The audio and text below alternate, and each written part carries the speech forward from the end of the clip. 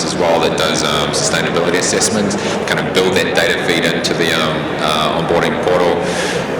And then as my procure to pay strategy using Cooper, then we're going to start highlighting which are not only the preferred suppliers, but which ones have better diversity scores, which ones have better sustainability scores.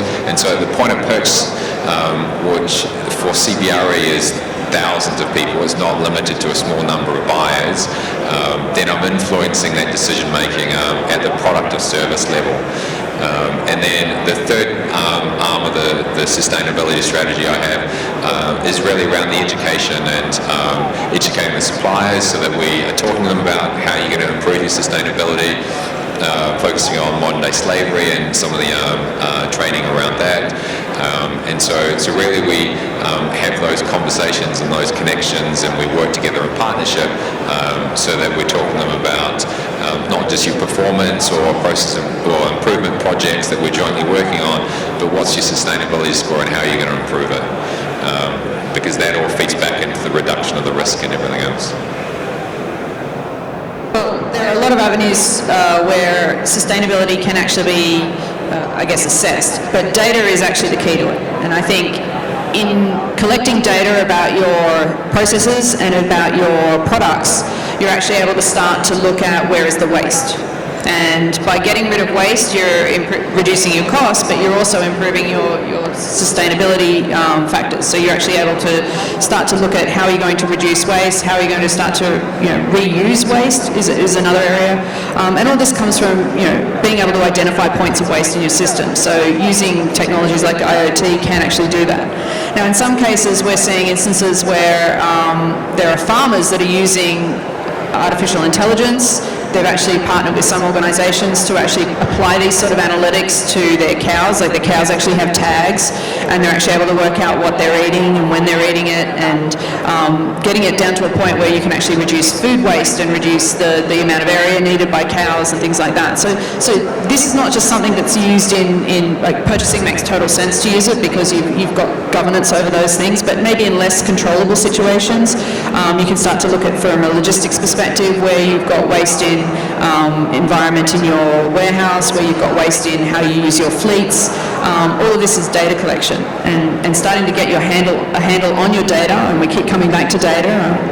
Starting to be converted. I've got a friend, Dana, who's with Parcel Reform, and she's self-declared, data nerd, and I'm with her, totally with her. So in that respect, you really need to get a handle on your data to be able to reduce the waste and therefore reduce your carbon footprint and reduce the impact that you have on the planet. Yeah, I think for sustainability there's two options. You can take a slice and really focus down on that. So energy usage is clearly one.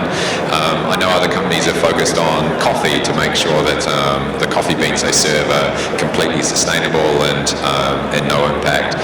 Palm oil is a big one in Singapore. So you can kind of take a vertical reduction, dive deep into that. Well, I've taken a bit more of a broader view so that I can start identifying those suppliers that are interested in this and then develop them more through that process. So yeah, I think there's a couple of different strategies that you look at. I mean, everyone knows their business and knows the culture within their business and whether you start in one area or go broad. But both strategies, I think, will end up leading you to the same end point. That you kind of want to look at things end to end and look at your total impact as a company and how can you reduce that. And that's not only what you use, but what your suppliers use and their suppliers and going down.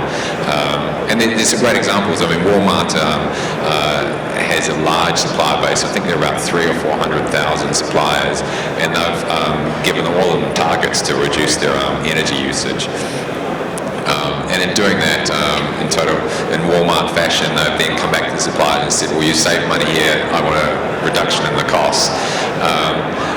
Which to me should be what sustainable supply chain also looks at, as like how do we totally focus forever on efficiencies and reductions and everything else. And it shouldn't just be our reductions, it should be the suppliers' reductions as well.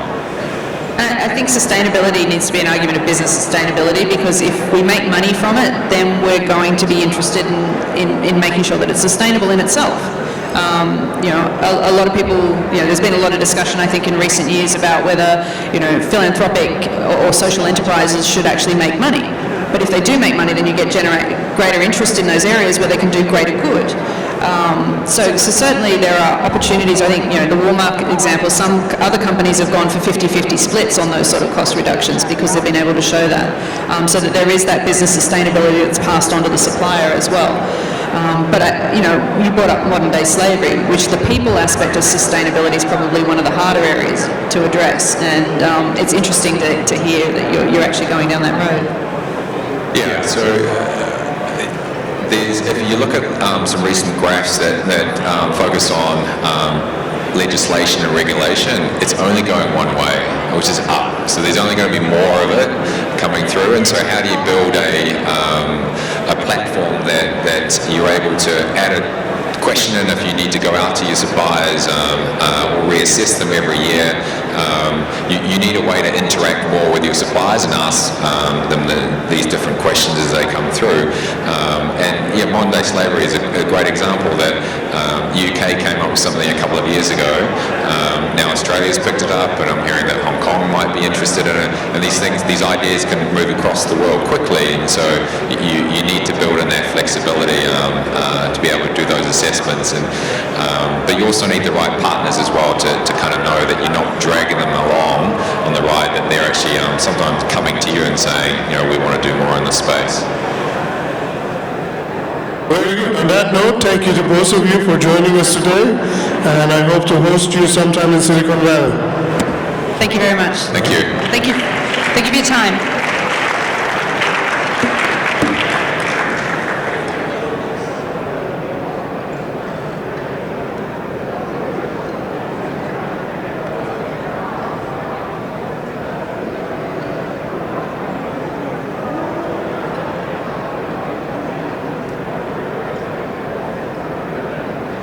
Thank you, Fauzi, Stephanie, and Matt for the insightful chat. So, can we get to the next slide, please? Next slide.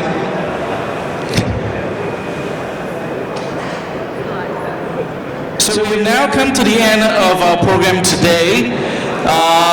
Just before the ending, can I invite all Plug and Play members up on stage for a photo-taking session? In the meantime, can I get attention of people behind as well? So do you get, next slide. Yes, so for the people behind and everyone here who is interested to find out more about what Plug and Play is doing in the future, right? So we have upcoming programs that are recruiting for startups at this point. Our Indonesia is actually looking for startups for Batch 5 program starting in July. We have our mobility, fintech, and insurtech batches recruiting and starting in August this year in Singapore. Some key events coming up in June and July. We have a summer summit happening in Silicon Valley, a 3-day event from 11 to 13 June. We also have our summer summit in Shanghai from 25th to 27 June. You can also find us at TechSauce in Bangkok. I think if I don't remember wrongly, it's about 19-20 of June. And in July, we will also be having the official launch for our Plug and Play Bangkok office. So do reach out to us if you're interested to attend any of these events. As some of you might know, we have opened the bar behind. So please stay around, mingle, get some drinks and food. And till our next event, we'll see you again. Thank you for joining us today.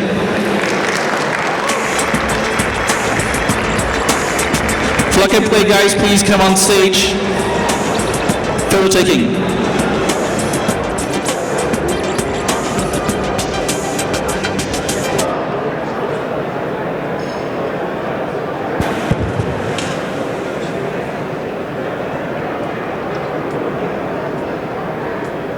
Come on guys, Plug and Play.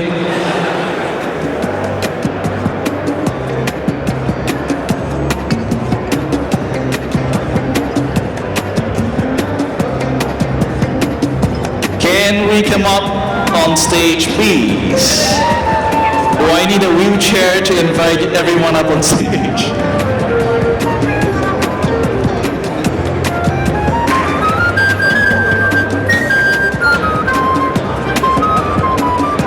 Everybody.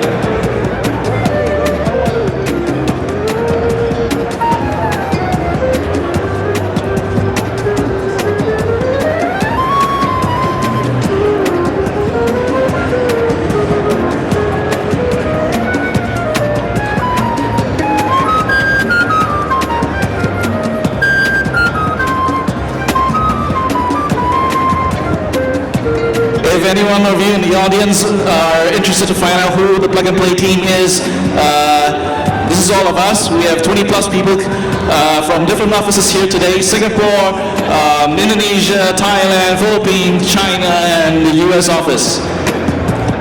We're all wearing the organizer badges.